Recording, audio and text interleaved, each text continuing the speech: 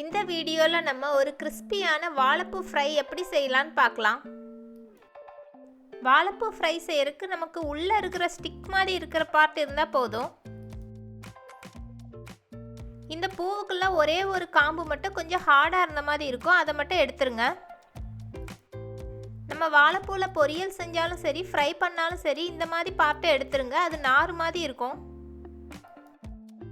நம்ம இந்த குச்சி மாதிரி இருக்க பகுதியை எடுக்கும்போது அது பக்கத்துலேயே ஒயிட் கலரில் பேப்பர் மாதிரி சிலதில் இருக்கும், அதுவும் இருந்துச்சுன்னா ரிமூவ் பண்ணி எடுத்துருங்க.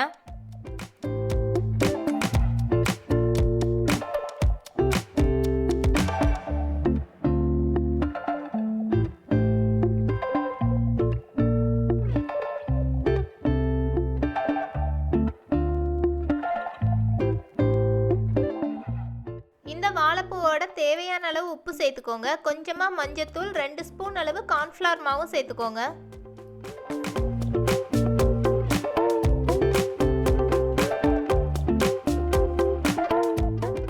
அடுத்தது நம்ம காரத்துக்கு ஏற்ற மாதிரி கொஞ்சமாக மிளகாத்தூள் சேர்த்து எல்லாத்தையும் சேர்த்து மிக்ஸ் பண்ணிக்கோங்க.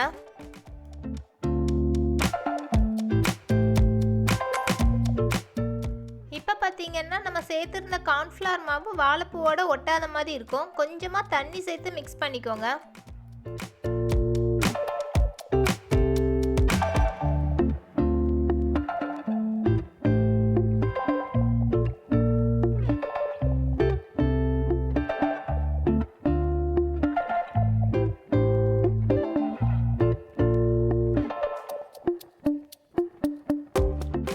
அதிகமான அளவு தண்ணி சேர்த்துடக்கூடாது, லைட்டாக தண்ணி சேர்த்து நல்லா மிக்ஸ் பண்ணிக்கோங்க.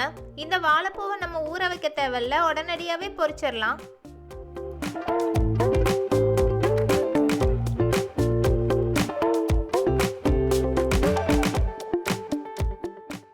எண்ணெயை நல்லா சூடு பண்ணிக்கோங்க. எண்ணெய் சூடானோன்னா மீடியம் ஃப்ளேமில் வச்சே ஃப்ரை பண்ணிக்கோங்க. இந்த வாழைப்பூவை நம்ம எண்ணெயில் ஒவ்வொரு பீஸாக தான் எடுத்து சேர்த்துக்கணும்.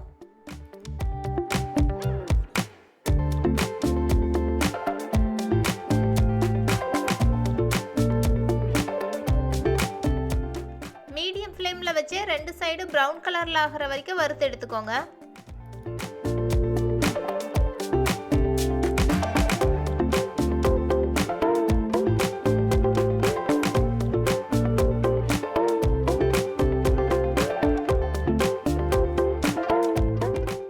இப்போ நம்ம அடுத்த பேட்சையும் இதே மாதிரி மீடியம் ஃப்ளேமில் வச்சே ஃப்ரை பண்ணி எடுத்துக்கலாம்.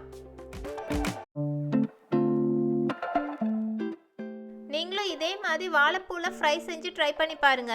இந்த வீடியோ உங்களுக்கு பிடிச்சிருந்ததுன்னா லைக், ஷேர், சப்ஸ்கிரைப் பண்ணுங்க.